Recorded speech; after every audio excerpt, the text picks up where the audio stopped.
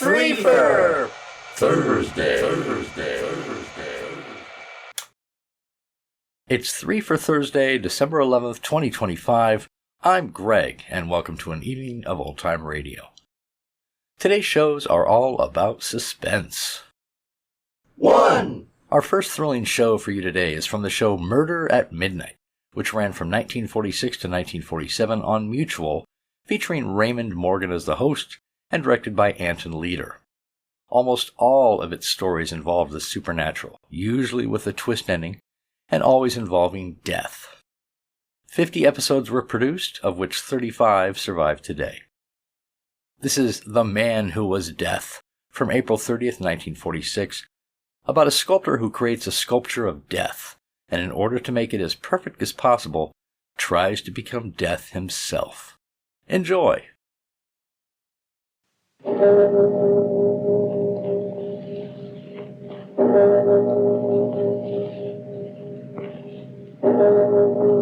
Murder at Midnight. This is the place for it. Deep down under the city, under the earth. The concrete cold and damp as the stone of a mausoleum. The question is, which one of them shall it be? You, sir? You with the gray hair and the briefcase. Allow me to introduce myself. I am Death.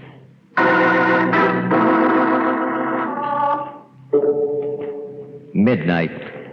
The witching hour when the night is darkest. Our fears the strongest. And our strength at its lowest ebb. Midnight. When the graves gape open and death strikes. How? You'll learn the answer in just a minute. In The Man Who Was Death.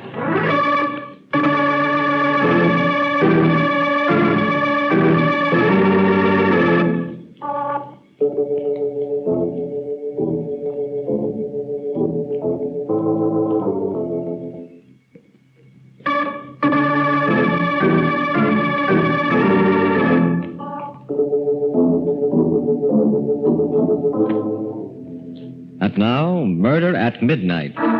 Tales of mystery and terror by Masters of the Macabre. Our story by Robert Newman is The Man Who Was Death.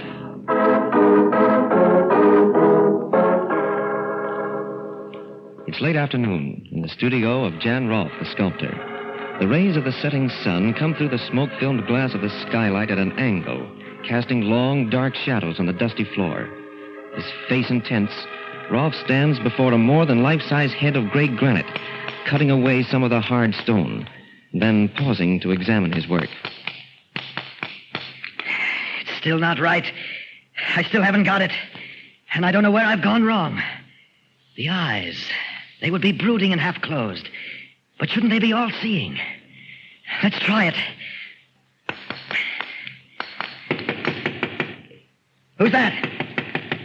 Who's there? It's Aline, Mr. Hall. Aline Moffat. Aline? Oh, yes. Just a second.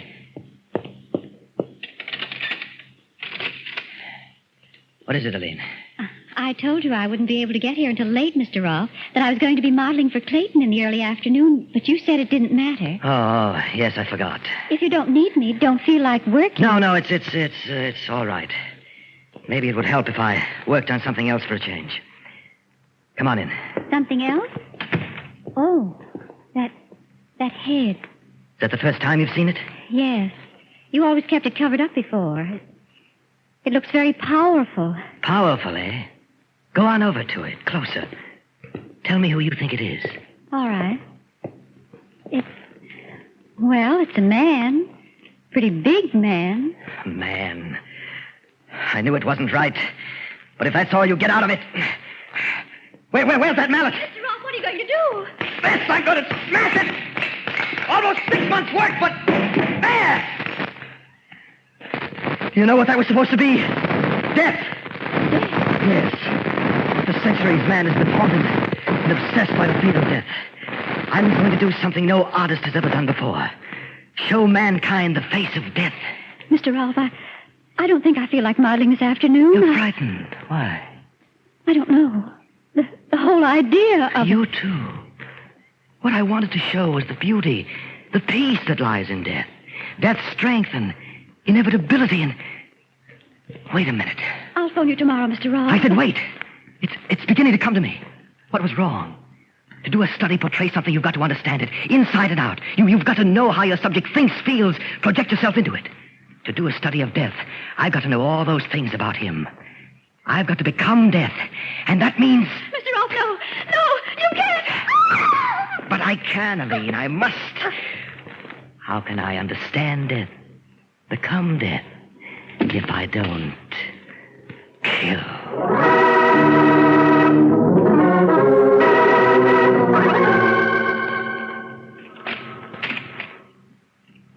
Miss Craig? Yes, Nancy Craig. I'm Jordan, Harold Jordan of Homicide.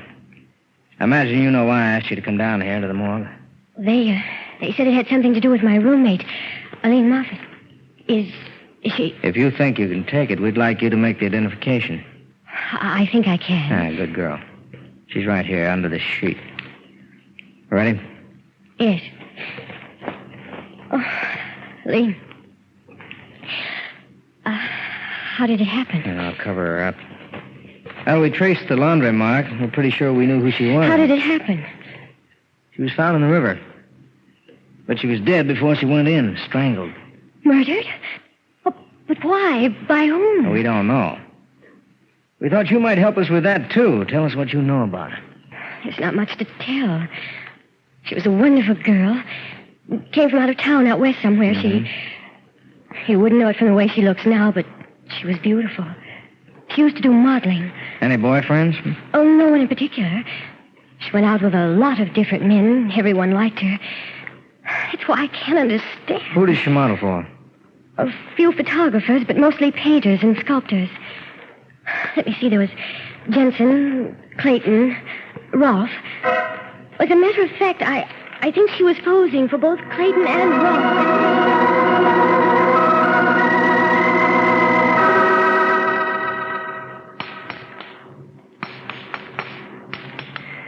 Better this time, much better.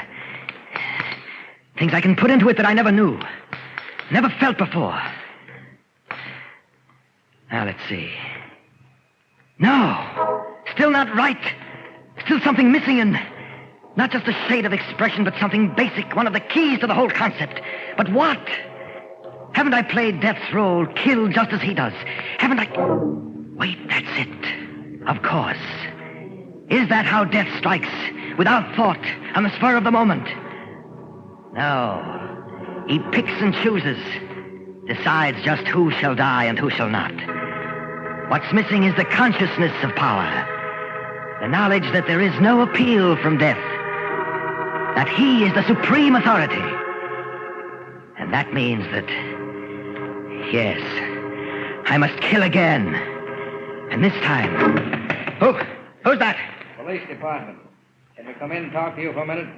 Why, yes, of course. Just a second. Police. They don't know anything. They can't know. But I better cover this up.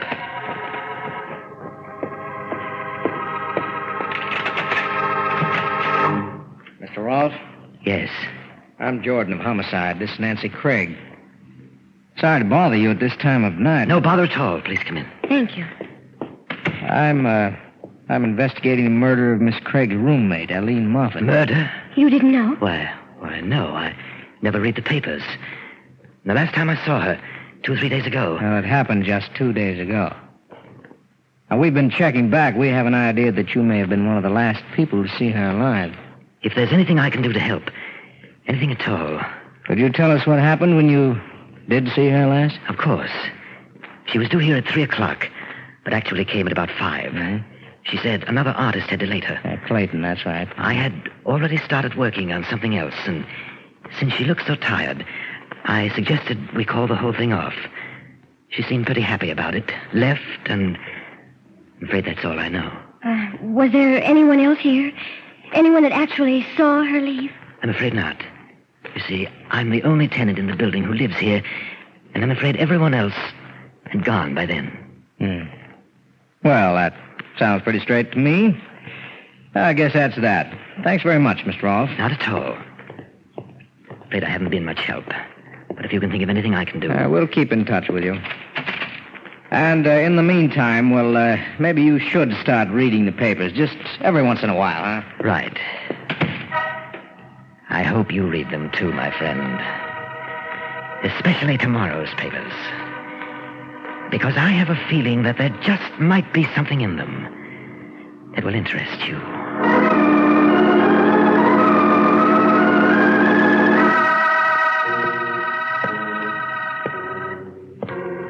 Night. And a fine small rain. Yes, this is how he would move. Walking slowly through the darkness. Searching, weighing, selecting his victim. I beg your pardon, What? sir. But could you tell me if that's the uptown subway over there? Why, yes. I believe it is. Thank you. Thank you very much. Not at all. Subway. What better place to make my choice than there? Deep under the earth. The concrete cold and damp as the stone of a mausoleum. Thank you, my friend. Thank you.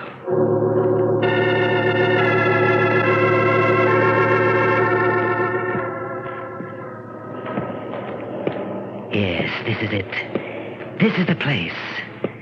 The tunnel dark as a yawning grave. The platform edge like the verge of infinity.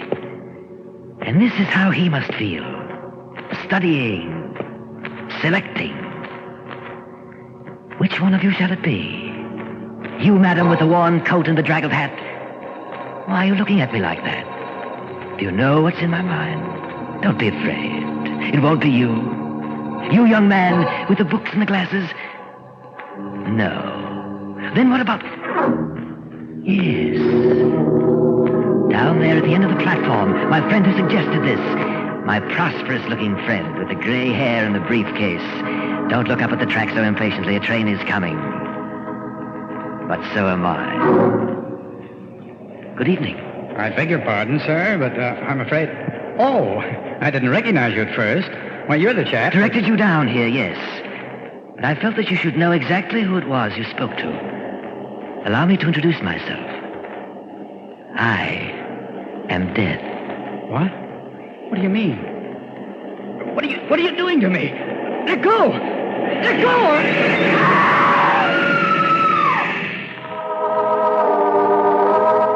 Quietly, the man who is death steps back from the edge of the platform as the train grinds to a stop. The woman screams. And somewhere in the distance, a clock strikes 12 for... Murder at midnight.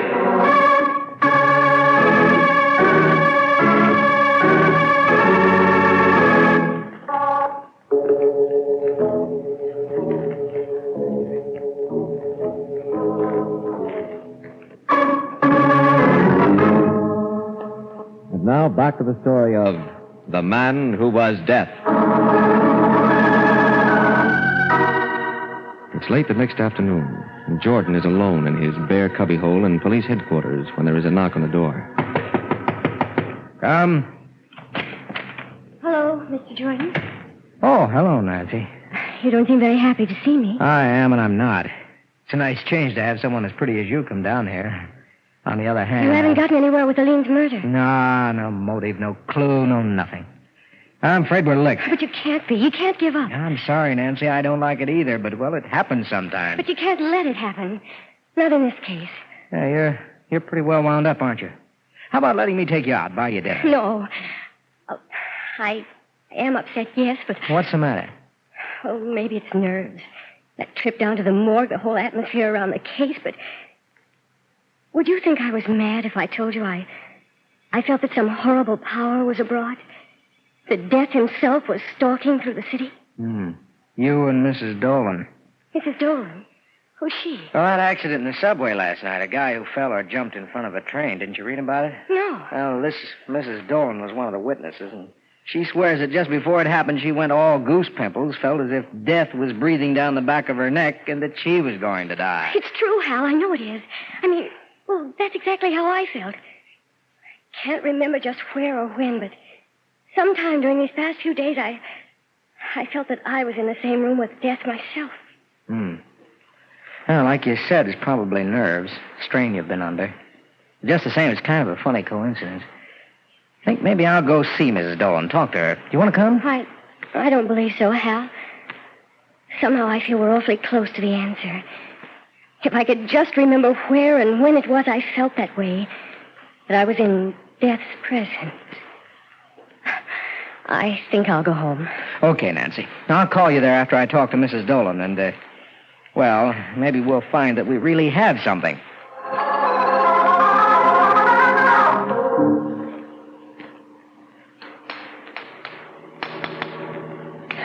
Just a little more off the cheekbones. Get the gaunt feeling of a skull under the flesh. No, it's still not right. Still something missing. But what is it this time? Didn't I stalk and select my victim? Didn't he recognize me for what I was? Death himself. And didn't... Wait, of course. It's never just the victim alone who knows, fears, and fights against death. It's all of society, medicine, science, the police. All of man's resources from time immemorial lined up against death. And he still triumphs over them. That is the secret and the measure of his omnipotence. That is the last missing element. And that means that I must kill yet again. And this time, not just, but the whole world must know it. And be powerless to stop me. This time, who's that? Who's there? Nancy Craig, Mr. Ross. I don't know if you remember me. Nancy? Oh, yes, just a second. I'm awfully sorry to be bothering you again, but... That's perfectly all right. Isn't Mr. Jordan with you? No, I came alone. Well, there was a little experiment I wanted to try. Oh, please come in. Thank you.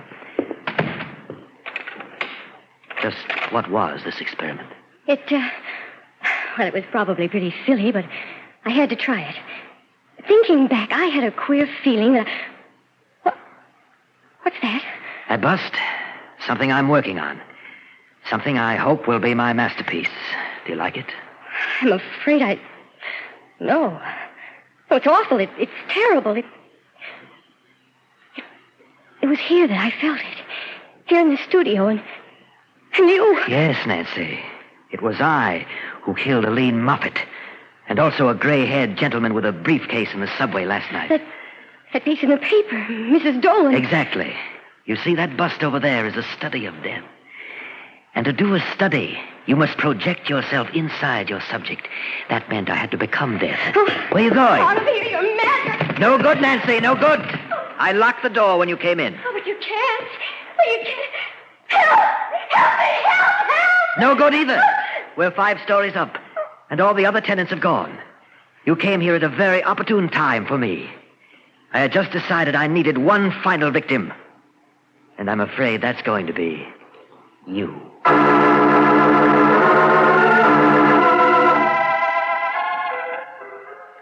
never forget it, Mr. Jordan. It was pretty late, about 12 o'clock, and it was raining.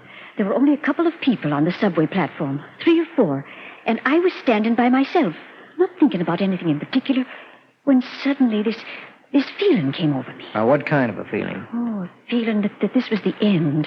A feeling that death was standing there, right close behind me. I got so weak and shaky that I thought I was going to faint. I shut my eyes and leaned against one of the posts, and that's how it was that I didn't actually see the accident. Mm-hmm. Well, did you turn around when you had that funny feeling? Did you notice whether there actually was anyone standing behind you? I did. There was just a young fellow with glasses and another man, kind of strange looking, now that I think of it. Strange? How? He was about 35 or 40, pretty big. I guess it was his hair. He wasn't wearing any hat, and, well, it was almost white and very long and bushy. What? Did he have a thin face, gaunt and deep-set eyes? Why, yes, I think he did have. Do you know him? I'm not sure. If I do, then I may know a lot of other things, too. Good Lord. Nancy. What? I've got to get out of here.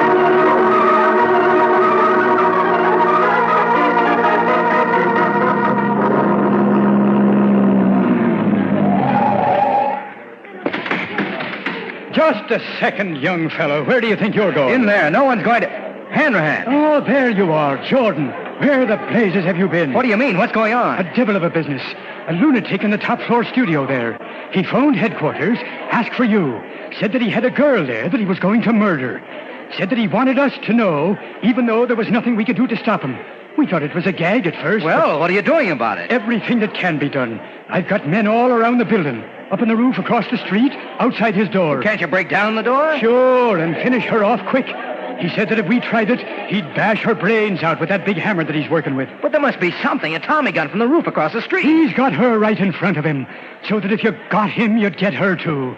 I tell you, there's nothing, absolutely nothing anyone can do. You're wrong, Hanrahan. There's just one person, one thing that can stop him. What's that? Death.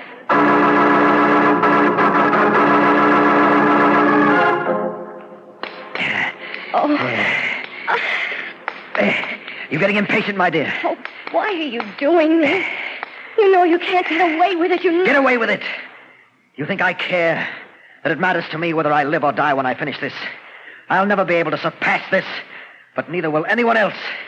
I know now how death must feel, and I've caught it forever, for all men to see in stone. Yes, friend Rob, you have. And you've made me very proud. What? Who's that? You don't know? Even though I've been on your mind for months now? Even though you're just finishing my portrait? You? Where are you? Where would I be? Everywhere. Outside in the hall. Down in the street. Here in the studio with you. Can you be seen? I must see you. I must. Very well. Walk this way. Over towards the door. A little further. A little further. All right, here I am, Rob. Maybe I don't look the way you thought I would. Jordan. Yes. Now drop that mallet and get your hands up. It was you. And I thought... Get him up, Rolf, I said. Okay, if that's the way you want it. Help! It's okay, baby. It's all over now. Have you loose in a minute? Jordan, are you all right? Yes, break the door down if you want to come in. I'm busy. Oh, you got him. But how? I talked to him through the vent pipe from up on the roof. I figured that if he was crazy enough to do all the things he did do, he might be crazy enough to believe death could pay him a visit. When I'd maneuvered him far enough away from Nancy here, I jumped through the skylight. Hal, look. Good Lord. What is it? That bust he was working on. He said it was a study of death. And in a way, I guess it is. Because it's a self-portrait.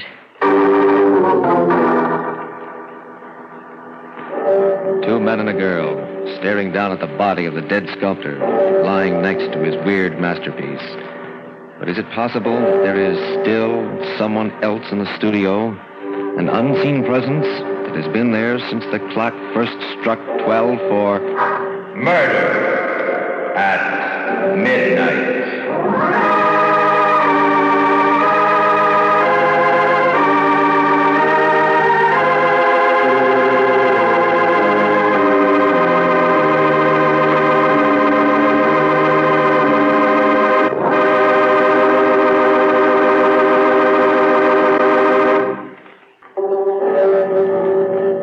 Remember to be with us again when death walks through the darkened streets while the clocks strike 12 for...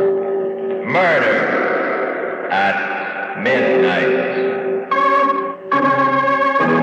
The part of Jan Rolfe was played by Frank Behrens. With music by Charles Paul, Murder at Midnight was directed by Anton M. Leader. 2! Our second offering for you today is from that little-known suspense show, Peril. It only ran for a few months in 1942 and used mostly unknown actors in the roles of each story. The stories were also written by lesser-known writers, but both the stories and the acting are surprisingly good, and most of them deal with issues of human morality and frailty, usually with very shocking surprise endings. This is the episode The Ultimate Doom, about a group of passengers on an airplane that are kidnapped by the pilot and taken to his private island in order for him to hunt them. If that sounds like a familiar story, it's because it's a loose adaptation of the short story The Most Dangerous Game by Richard Connell, which has been made into several movies. The original broadcast date of this is unknown. Enjoy.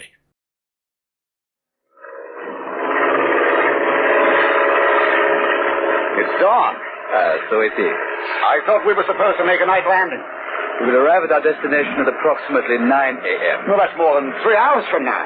Yes. I don't get this. It's supposed to be a 7-hour flight to our Xander. If we land at 9, it means we've been up in the air for almost 12 hours. Yes, you see, we're not going to our Xander. We're not going. We're not going. Look, mister, whatever your name is, we paid you to have us flown to our Xander and nowhere else. You may have your money back if you like, but I'm afraid that where you're going, it will not do you any good. And where are we supposed to be going? A small island. My island.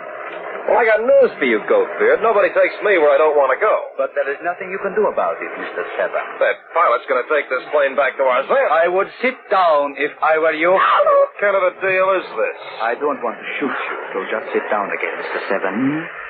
And you too, Mr. Atkins. I demand to know what's going on. I will be glad to inform you. If this is a kidnapping job, mister, you picked on the wrong one when you grabbed me.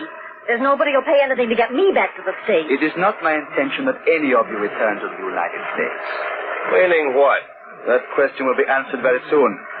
But first of all, let me apologize to you, Miss Williams.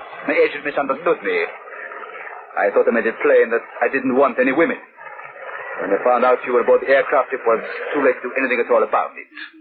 You'd seen these two, and so I decided to take you along with me, rather than have you make trouble for me. Hey, get to the point. Why are you taking us to this island of yours? For the hunting, my friend. Hunting? Yes. What kind of game?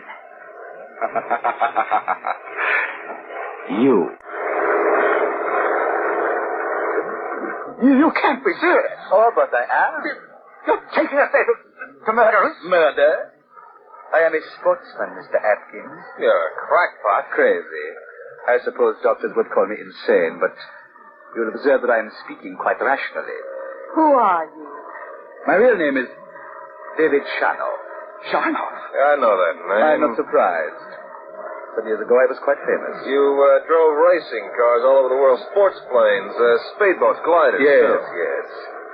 Danger was my one passion. It was a bad wreck. You piled up a racing car. Yes, they thought you were going to die. Your neck was broken and your face was smashed. They gave me a new face, but certain reflexes were destroyed. I could not drive or flag. However, I am still an expert with a hunting lance. Lance? A 7-foot hunting lance with a steel tip. I can throw it with great accuracy, up to a distance of 30 yards. You'll be throwing it at us, huh? Yes. You can't get away with it, Shanoff. And why not? This isn't the first time I've stopped my island with game. The police, they'll be searching for us. Only thieves and murderers try to leave the country without a passport. Eventually the police will come to the conclusion that you've escaped them. But they won't worry too much about you. What happens to the lady? Thanks for the lady part. I have not made up my mind what I will do with Miss Williams. Perhaps I will leave her to George. George? Yes, my assistant. You'll meet him on the island. Don't expect too much of George. You see, at one time he was a homicidal maniac. Doctors operated on his brain, and George is now docile, but quite simple. However, he is indispensable to me. He does exactly what I say, at all times. Yes, but he will like you very much, Miss Williams. Mr. Shanoff, listen, I've got some money in a South American bank. I have all the money I want. Hunting is my only pleasure. Please, Nothing you say or do can alter things. I will hunt, and you will use all your cunning to escape. I tell you, you can't do anything. But I have often, and I will continue to do so. No. Please get control of yourself, Mr. Atkins. A man who lets his nerves break has no chance in the hunt. He provides me with a very poor score. The police. No. Everything taken care of. The agent who supplies me with game is well paid. Besides, I have certain evidence that will send him to prison for life. The man who pilots this seaplane is entirely dependent upon me. You see, he is a drug addict. I provide him with money and ample supplies of his favorite narcotic. Ah, yes. It looks as though it will be a beautiful day. A perfect day for a hunt.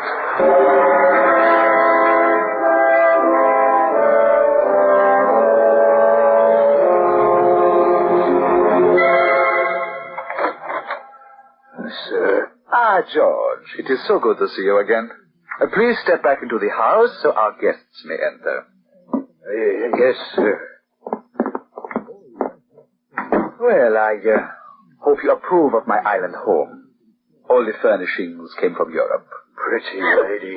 Get him away from me. Nice lady. Shut up. Get him away. That shining hair. Please. Shut up. Pretty lady. Touch me. No, George. Please. Please. Do not touch the lady's hair. It's so nice and shiny. Oh, yes, George. But you must leave the lady alone. Nice lady. Later, perhaps, George. Later? Yes, George. If you please me. I will please you, sir. Fine. Now, lead us down to the cell. Well, I trust you will be comfortable here in the cell. How does this game of yours work, Sharnoff? Oh, it's quite simple. You will leave this house just one at a time, of course. You will be armed with a long knife. And I will have 3 hunting lances. What are the rules of this game? There are never any rules to a hunt. It is a game to the death, my friend. Now, here's a map of the island. It is perfectly accurate. I will give you some time to study it. Well, gentlemen, have you studied the map? Well, there's not very much to study. The island's only half a mile wide, less than a mile long. It's big enough for my purposes. But now, let us begin. No, please, no. Get control of yourself, Mr. Atkins. I won't take part in it. I won't. I warn you. If you refuse to provide my sport... I can't. I tell you, I can't. Very well. Then I will give you to George. George has some rather strange ideas of amusement. For instance, he catches houseflies. First the wings, and then the legs. He is amused to see how long he can live. Yes, I will get you. No. Then you will take part in I can't. George! No, please. All right, John. Good. Now, the question is, who will be the first? We will leave that to fate, eh? Yes. This coin, who would like to call you, Mr. Seven? Okay, toss it. I'll call when it's in the air. Very well. Heads. You have called correctly. You are first. Open the cell door, George. They've been gone for an hour. Mr. Seven. Sam. Sam. But please, don't let George... I'll do my best for you. See, I've been thinking about you, and I've got a deal to offer Sharnoff. He won't let me live. Oh, maybe not, but... Well, if he accepts my deal, there won't be George. You can't make a deal with a man like Sharnoff. But I gotta figure it out. So have I. Kill me. What? Knock me unconscious and then finish me. Don't talk No, like that. please. It's the only way. I can't stand the sort of... Hey, easy there. Take it easy. Come here. Yes, I never got your first name. Peggy. Well, I'm going to stick with you, Peggy. I promise you that it won't be George. But I can't promise you that you'll live. As long as it's not George. No, it won't be.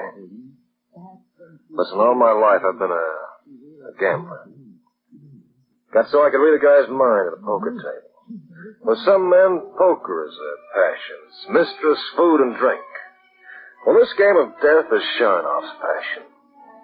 He wants me out there so he can hunt me down. Well, he can have me. There's going to be a string attached. Poison. For you. Poison? Before I'll leave this cell for the hunt, he'll have to present you with it. What if he refuses? No, he won't. But if he does? If he refuses, it'll take a while to unlock that cell door and get in here. I'll be quick. George won't get you. Just trust me, Peggy. I won't let you down. Thanks, Sam. Now let's talk about something else, huh? Anything that comes to your mind. All right, but keep holding me. Sure. Funny, I forgot that a man could be gentle. You've been knocked around, haven't you? Yeah, I've been knocked around. Why'd you leave the States? There are oil wells in Ozanda. Plenty of men. Lots of money. No women. You get the picture? Yeah, I think so. Not a very pretty one, is it? You're okay, Peggy. You're okay.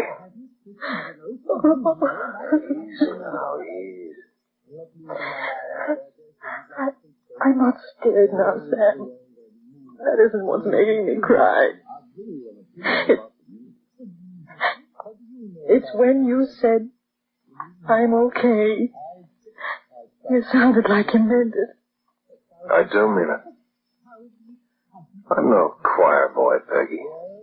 With all the wrong things I've done, I could fill a telephone book.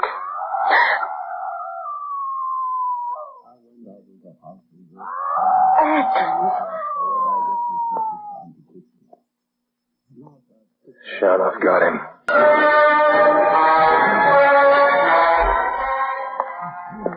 Look, my friend, I have something to show you. Mr. Atkins' shirt. Complete with bloodstain. A trophy, Sharnoff? Yes. One must keep a reminder of the hunt, you know. You notice where my lance struck him? He was cringing near the water's edge. It was 70 feet away. The lance went through his heart. I was rather proud of myself. It was a quick death. Much better than he deserved. He was a swindler, you know.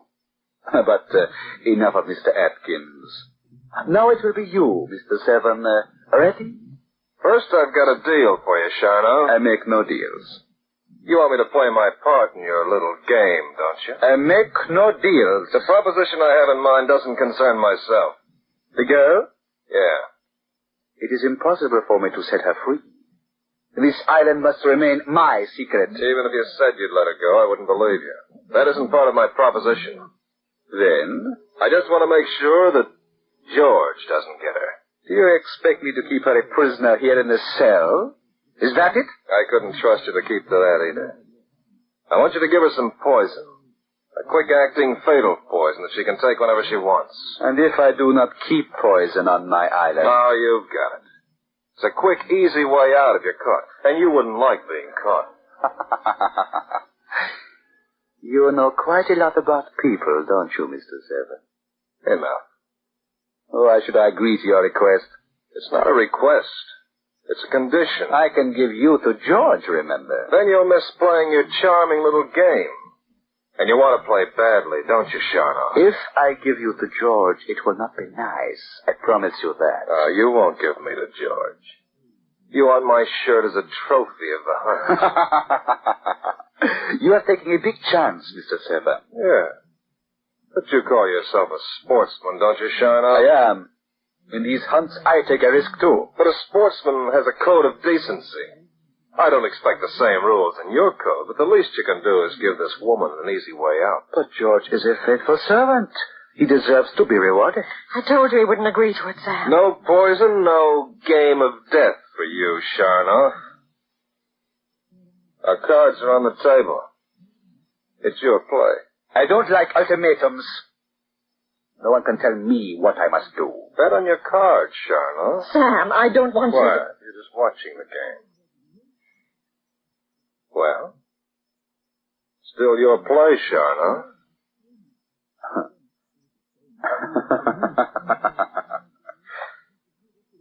You are a good poker player, Mr. Seven. A upstairs I have some cyanide. I will get it. Cyanide. Won't be tough, Peggy. Be over with very quickly. I'm not afraid. Not now. That's a girl. Why didn't I meet you a long time ago? Yeah, you wouldn't have liked me very much. All I lived for was gambling. It was my whole life. I wouldn't have cared.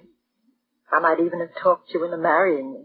Pawn shop on the corner would have had your wedding ring inside of a week. I'd have worked to pay the pawn ticket. And I'd have grabbed your pay envelope before you reached the pawn shop. Oh, Sam. How touching.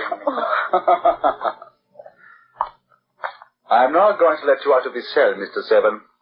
If you try anything foolish, I will shoot you in the stomach. Before we do anything else, Sharnoff, that's cyanide. Here it is. I want to be sure it's cyanide. I am a man of my word. Even so, I want to be sure. The only way I can be sure is to taste it. Very well. I'll make a small hole in the plastic container with my knife. There. But a warning. Yeah? This container holds a fatal dose for one person. If both of you try to take the cyanide, neither of you will die. At least not right away. I'll stick to my bargain, Sharnoff. I'll give you the container through the bars. Don't grasp my left hand or I will shoot. And then the lady would be left to George. You cover every angle, don't you? Everyone. Come forward. Here. Thanks. Well? Yeah, it's cyanide. You are a man of much knowledge, Mr. Seven. And you're going to make a worthwhile opponent, I think. Well, it's time to go upstairs. There you are, the cyanide, Peggy. Sam, I'm so glad I finally met you. Even... Oh, Hey, chin up, honey. Come on, Mr. Seven. I'm impatient for the game. Well, open the door for Mr. Seven, George. Yes, sir. You have 10 minutes, Mr. Seven. And then I will come after you armed with 3 hunting lances. You said I'd have a knife. Yes. Well? 100 yards from the house is a large pine tree that stands by itself. You will find the knife embedded in the tree. You don't take any chances, do you? With a man like you, it does not pay to take foolish risks. Good luck, Mr. Seven. I think we should have thrilling sport together. Maybe I'll be giving that knife back to you, Sharnoff. Well, we have 10 minutes, George. Let us go down to the cell and look at the pretty lady. Pretty lady? Yes, come, George.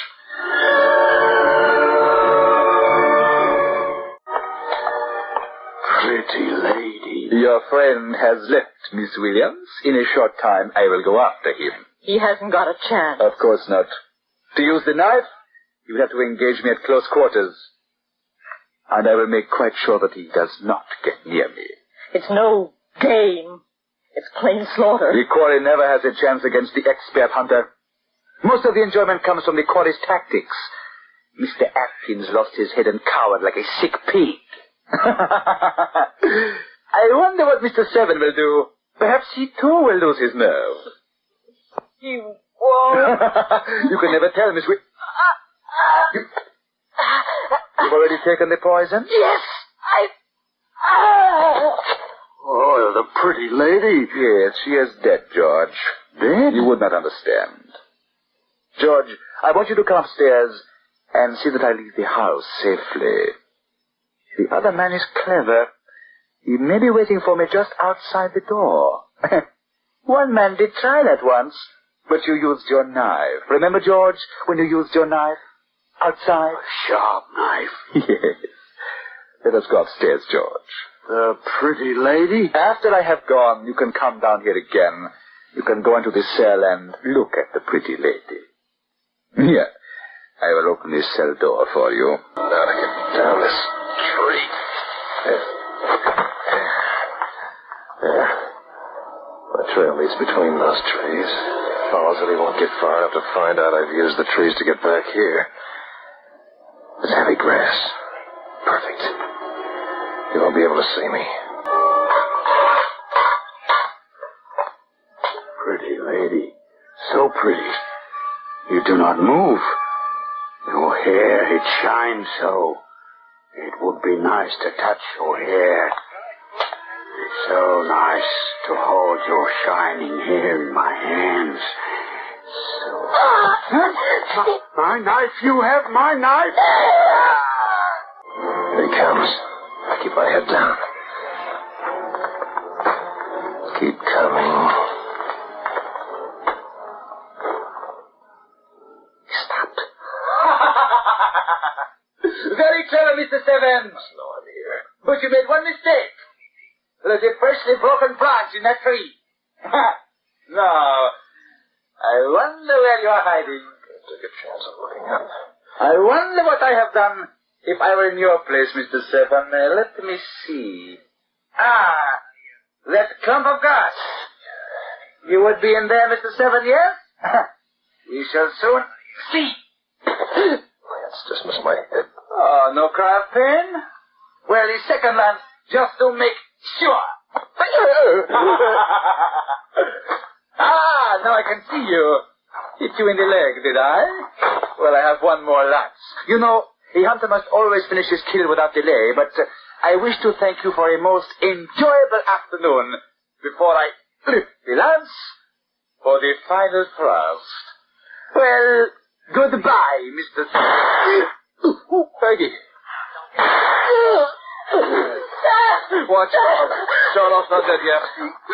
The female of these PC.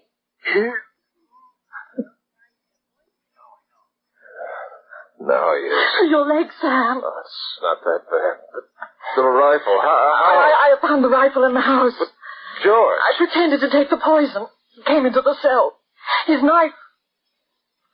Oh, Sam, I had to... Sure you did. Oh, Sam. Easy.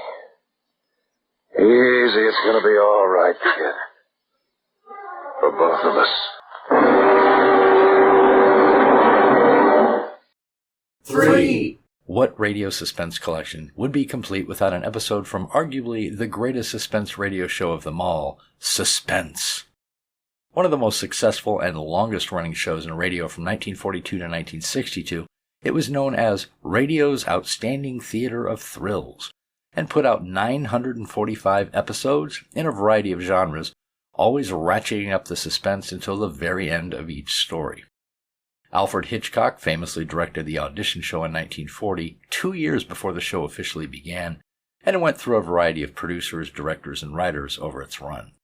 Its final broadcast on September 30th of 1962 heralded the end of the golden age of radio. Here's the episode The Devil's Saint from January 19th, 1943, starring the great Peter Lorre. A Hungarian count, played by Lorre, invites his American niece and her British suitor to spend the night in a room in his castle where a murder allegedly occurred. Legend has it that anyone spending the night there will die before morning. If they survive the night, the count will approve of their marriage. A very chilling tale of suspense. Enjoy.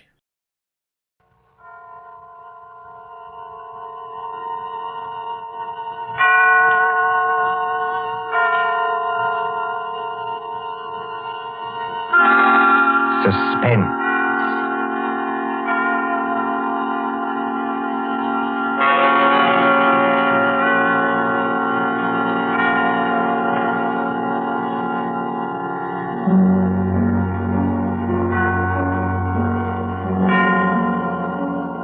This is the Man in Black, here again to introduce Columbia's program, Suspense.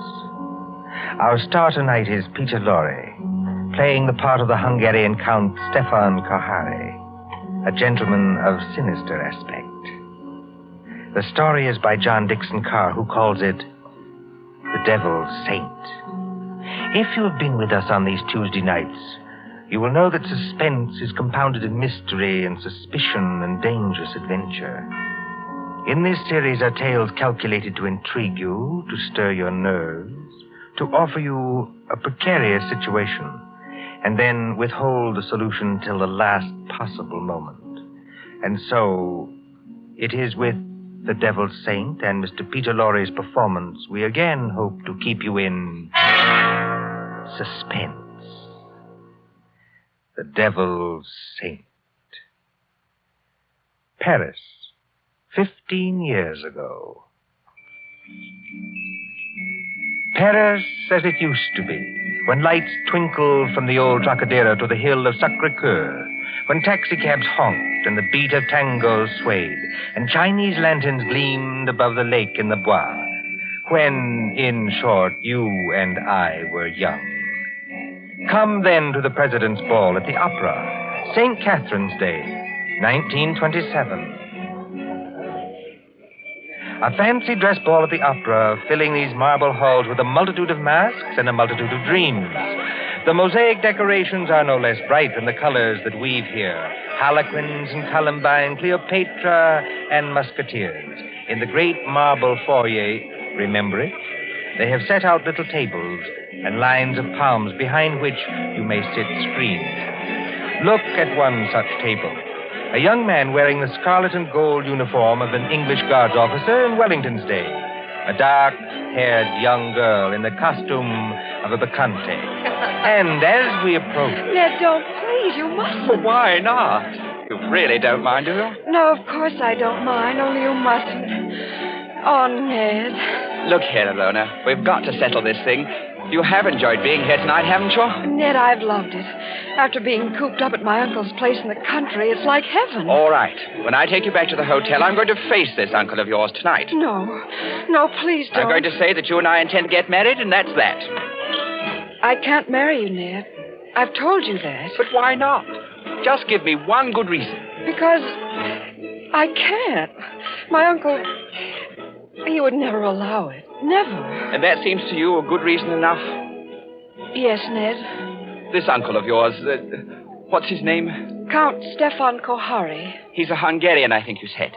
Yes, so am I. My mother was an American. What's he like, actually? Oh, he's a little eccentric. Oh, please don't misunderstand. He's a great scholar and a historian, only he's a little strange. Ned. What is it? There he is now. Your uncle? Yes, that elegant man in plain evening clothes, with the Order of the Golden Fleece across his chest. Oh, I see him. Oh, he looks as black as a thundercloud. He's throwing those two dressed as devils aside as though they didn't exist. Give me my mask quick before he sees us. No, Alona. Why not? We'd better face this out now. Sit still. Good evening, Ilona. Good evening, Uncle Stefan. Uncle, may I present Edward Whiteford? How do you do, sir? How do you do? Ilona, do you think that costume is quite the thing to wear in public? Why not? Well, an older generation might call it immodest. It looks like... Like what? Nothing. Will you go and get your cloak or your domino or whatever you wore here? Uncle, please don't make me go home so soon. It's hardly 11 o'clock. I was not asking you to go home, my dear. I was merely asking you to put on a wrap. All right, I'll get it. You stay and talk to Ned.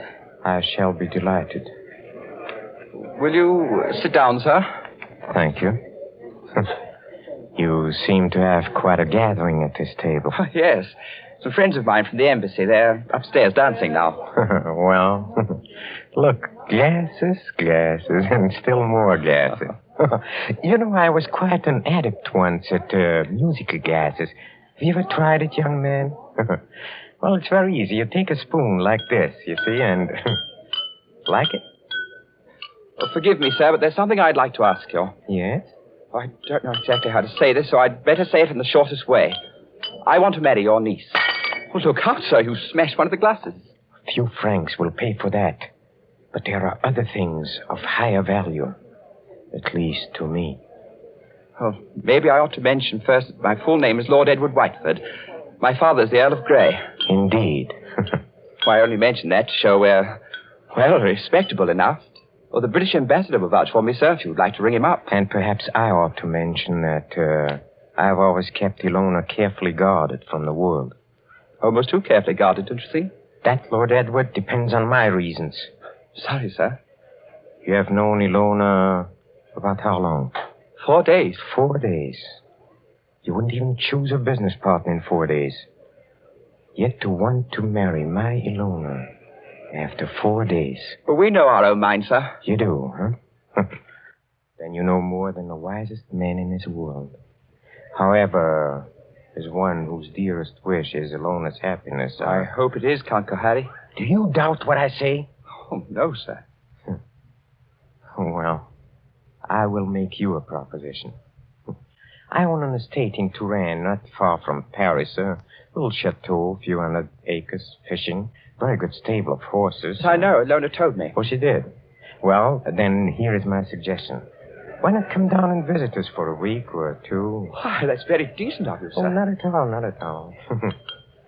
And if at the end of that time you're not cured of this infatuation... Oh, it's not an infatuation. I swear it's not. No? Well, if at the end of that time you're not cured permanently of this feeling, you may take Ilona. And with my blessing.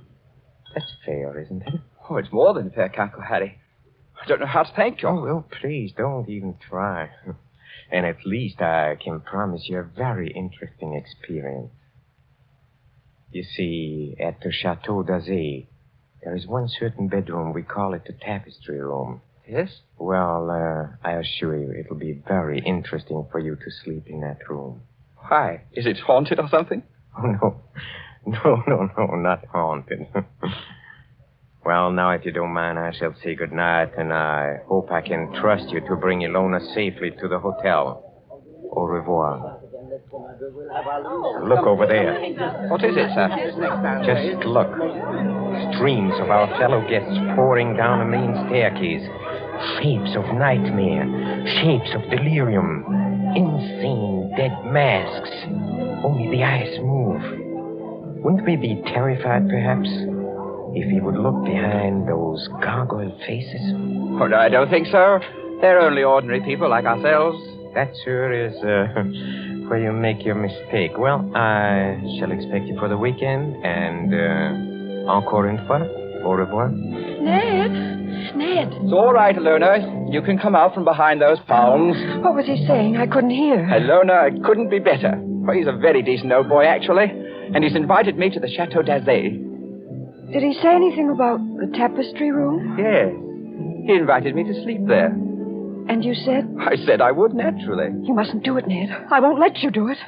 Why the devil not? Because everybody who sleeps in that room dies. Dies? Are you serious? Oh, Ned, please don't do it. Oh, nonsense. There are a lot of superstitions about every old house. This isn't a superstition, Ned. It happened once when I was a little girl. A man insisted on sleeping there. They found him dead in the morning. So? How did he die? They don't know. There wasn't a mark on his body.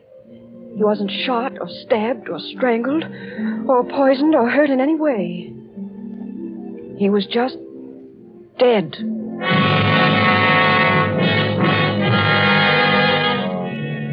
2 nights later, in the province of France now known as Indre-et-Loire, but once called Touraine, the ancient land beloved of Rabelais and Balzac. But now, as the wind moans down the valleys, and rain flickers across the apple trees, and thunder stirs in those haunted hills, it can bring little comfort to a young man driven in an ancient carriage from the railway station along snake-like roads. To what destination? Ahead, a lift of lightning shows the gray walls and conical slate-roofed towers of a chateau set some distance back from the road. Lights shine from its narrow windows, dimly seen through the rain as... Driver! Coachman! Oui, monsieur. Is that the Chateau d'Azay up ahead? Oui, monsieur. I will take you to the very door if... If what? Why do you cross yourself? If I am permitted. What should stop you? Only fear, monsieur. And I am not much afraid. Listen. What's that? Only the dogs, monsieur. They keep many dogs, large dogs, at the Chateau d'Azay. Well, here we are. Bonsoir, monsieur. And if I may be permitted a word of advice? Well? Beware of the tapestry room.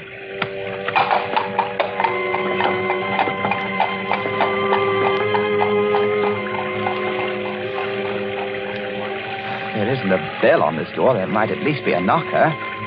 Ah, got it.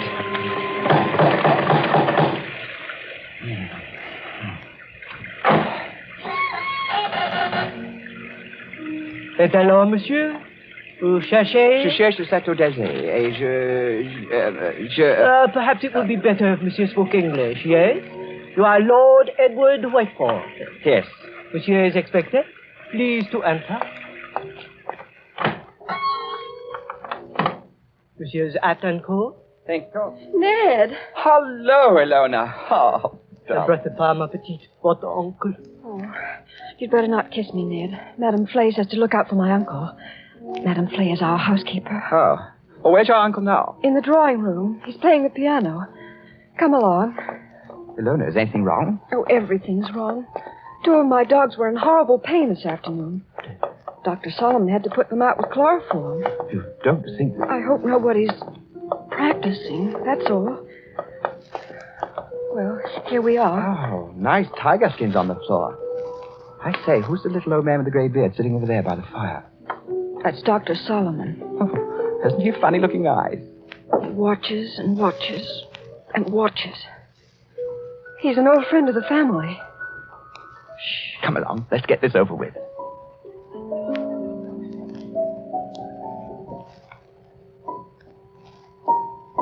Ah, Lord Edward. Well, I see my niece has anticipated me. Welcome to the Chateau d'Azay. Thank you, Count Harry. Oh, you must be very wet after your long drive. Go up to the fire and warm yourself. Madame Flay. Yes, monsieur? Please tell Antoine to take our guest's luggage up to the tapestry room. The tapestry room, monsieur? That is what I said, Madame Flay. Yes, monsieur. By an odd coincidence, Lord Edward, Dr. Solomon and I were just discussing the fate of the last person who slept in a tapestry room. This is not good, my friend. This is against my advice. It's against his advice. Here, Dr. Solomon croaked. This is not good, I tell you. It is the wrong season of the moon. The wrong moon. But there is no moon tonight. It's raining cats and dogs. Don't talk about dogs. Nevertheless, it is the wrong season of the moon. I say no more. Cheerful blighter, that doctor. Don't do it, Ned. I won't be responsible if they make you do it. But look here, Count Harry. What did happen to the last bloke who slept in the tapestry room? You mustn't call him a bloke, sir. He was a very saintly gentleman. The Bishop of Tours. That was some time ago when Ilona was only 15 years old, but surely she must remember it. I remember it. The church, said our bishop, has no use for superstitions. Well, he insisted on sleeping there. I made it as comfortable for him as possible, but he was found dead next morning, with a crucifix still in his hand. Was it poison? There was no poison, monsieur. No. Here, Dr. Solomon. It's true, Ned. Well, there were just 2 very curious things. You see, in connection with that death, on a mantelpiece there was found burning a stick of incense. Just ordinary incense, nothing wrong with it. Yes, sir? And under the dressing table, the police found it was an empty jar of ointment. Now, here's your wits. A dead man, some burning incense, and an empty jar of ointment. What do you make of that? Oh, I don't make anything of it. It's crazy. Please do not speak like that. I'm sorry? It is still the wrong season of the moon. Well, what I really meant, sir, was this. Is there any reason for this story of death? Reason? Any legend attached to the room or anything like that? Yes, there is. Well, sir? Well, we are a very old family, Lord Edward. Old and perhaps accursed. When my ancestors moved from Hungary to France in the 17th century, they brought certain beliefs with them. The old religion. The old religion? Yes, the cult of Diana, the cult of Janus, the cult of freedom and fertility. The witch cult, if you prefer. Oh, now look here, sir. Must we talk about this? Well, you smile, but when I say the word witch, you think of some humorous picture on a Halloween's card. It was very different in the Middle Ages, believe me. Then, my friend, there existed an organized religion which rivaled the church. There were many to worship unashamed at the grand Sabbath. Many to receive all favors from Saturn, their master, and to dance forever, joyously in the red, flaming quadrants of hell. Some 200 years ago, an ancestress of mine, Katerina Kohari, was tortured to death in a tapestry room for professing the old religion. Many persons have not thought it safe to sleep there since. Are you answered? Oh, come, sir. This is some kind of elaborate joke, isn't it? Joke? The Bishop of Tours did not find it a joke. Not a mark on his body. I assure you as a physician, not a mark on his body. No, not a mark on his body. Hear Dr. Solomon. Yes, I hear him. Well, understand me, Lord Edward, there's no compulsion in this. If you do wish to sleep in that room, all right. If you ridiculous. don't... I'm not afraid to sleep there, sir. Well, I thought perhaps you wanted to change your mind. Oh, never. Would you like me to make a wager on that? What sort of wager? Well, if I spend the night in this famous room and come out of it alive... Yes? Will you give your consent to the marriage immediately? Tomorrow morning? Tomorrow morning? Why? Because I don't think the atmosphere of this house is good for a loner. What do you say? Will you do it? Very well, Lord Edward. I accept the terms of your wager. Don't do it, Ned. For the love of heaven, don't do it. High up in the north tower of the Chateau d'Azay, under the conical slate roof, is the circular room hung with faded tapestries. These tapestries move slightly with uneasy, mimic life to the clamor of the storm outside. Candles burn along the mantelpiece and beside the great four-poster bed. The flames of these candles waver, too, as the door opens.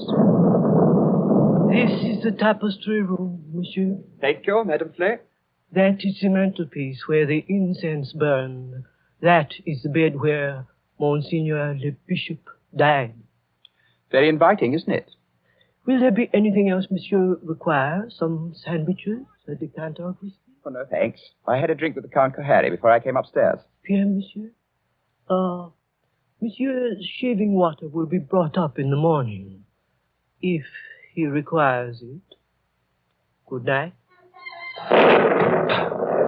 Infernal Hoppy. Trying to scare a fellow out of his wits just because... Oh, well, they built a good fire anyway.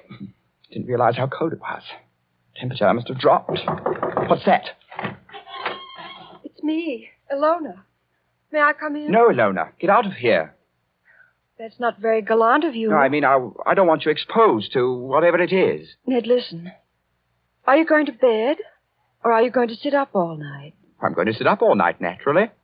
Then let me sit up with you. No. Why not? Well, it may be dangerous. Besides, I promised your uncle I'd go through with this alone. I wish you hadn't had that drink with him. Why? He couldn't have done anything to it. It was you who poured it. Yes, that's true, only... Listen. Is that? It sounds like footsteps. Yes, but where's it coming from? Seems to be right here in the room. It seems to come from all directions. Doesn't it sound like somebody walking between the walls? By George, it is someone walking inside the wall.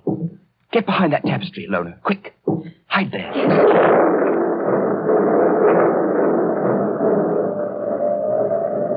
Count Kohari, where did you come from? Oh, forgive me, Lord Edward, for seeming to appear out of the wall and between the tapestries. Like Mephisto appearing to Faust, huh? And this red dressing gown perhaps adds to the effect, too. How'd you get here? A passage between the walls? Yes, exactly. Little device my ancestors for visiting this room. You know, they invented that when its occupant was so unmannerly as to bolt the door. Door's not bolted. You could have walked straight in. But I couldn't have done it unobserved. No. Maybe not. Have you had any other visitors, Lord Edward? No. Are you quite sure of that? Quite sure. Well, then, since nobody saw me come here, I'll just sit down by the fire. Please sit opposite me. Is this the showdown, sir? I don't understand. Well, there's got to be a showdown between us. Is that why you're here? Oh, I'm here, young man, to explain certain things to you. Will you have a cigarette? Thank you. Oh, they're perfectly all right. That is what you're afraid of? I'll have one, yes. A light? Thank you.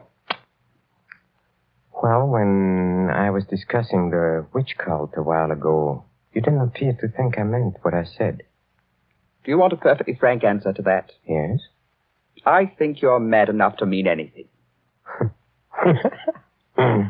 What you say, in a sense, is quite true. Seeing an old and inbred family like ours, the mind can crack and the fantasies of witchcraft become as real, well, more real than the living world. Let me give you an example. Go on. The saucer on a table beside you is Ming porcelain. It was once owned by Katerina Kohari, a martyr of the old religion. Yet you are using it as an ashtray. Oh, I beg the witch lady's pardon. I'll blow off the ash. Well, that's a very dangerous remark, sir. Don't you understand that the worship of evil can be as strong and compelling as the worship of good? That the devil can have his saints, too? That to a sick brain which knows but can't help itself, you have profaned this room merely by entering it. And therefore, you deserve to die.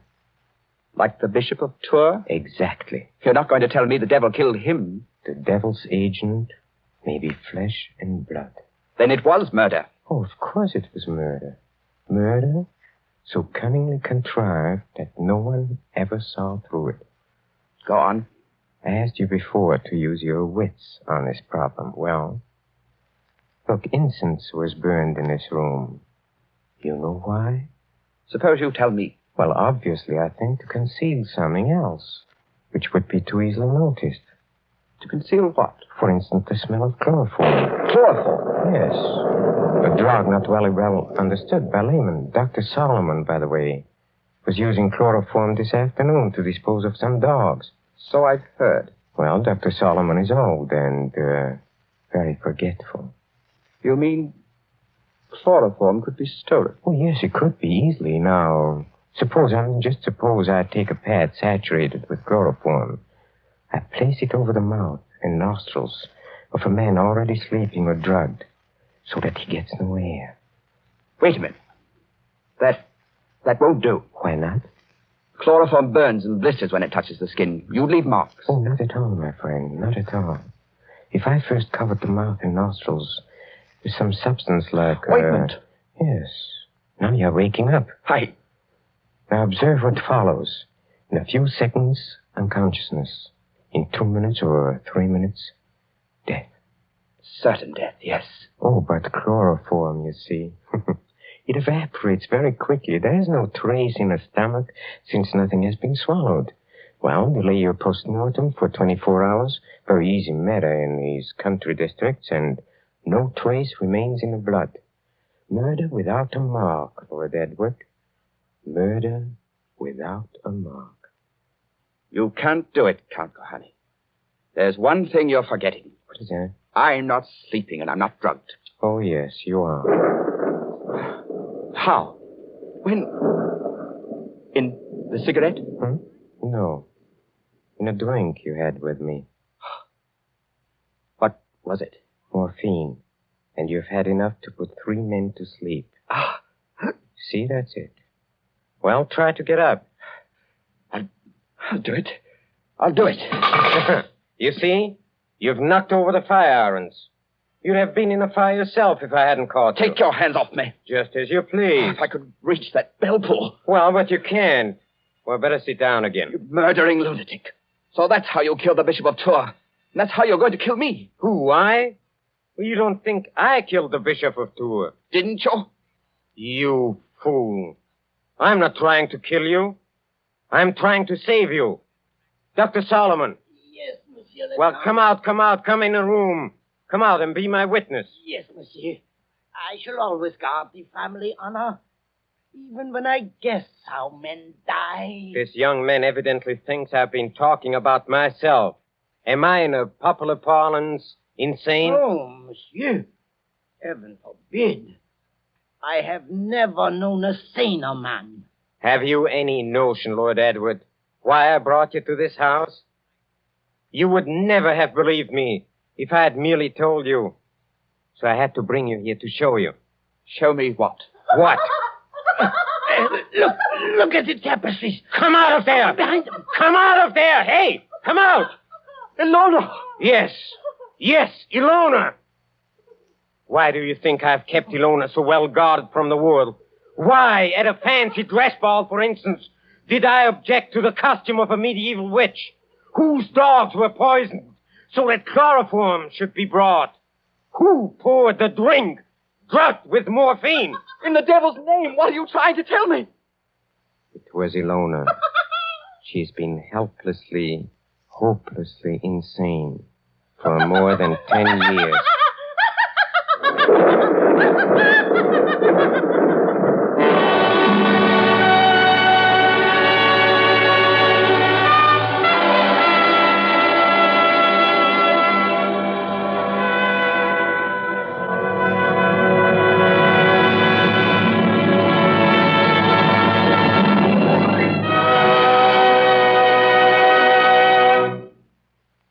And so closes The Devil's Saint, starring Peter Lorre. Tonight's tale of suspense. This is your narrator, the man in black, who conveys to you Columbia's invitation to spend this half hour in suspense with us again next Tuesday. William Spear, the producer, John Dietz, the director, Bernard Herrmann, the composer-conductor, and John Dixon Carr, the author, are collaborators on Suspense. This is the Columbia Broadcasting System.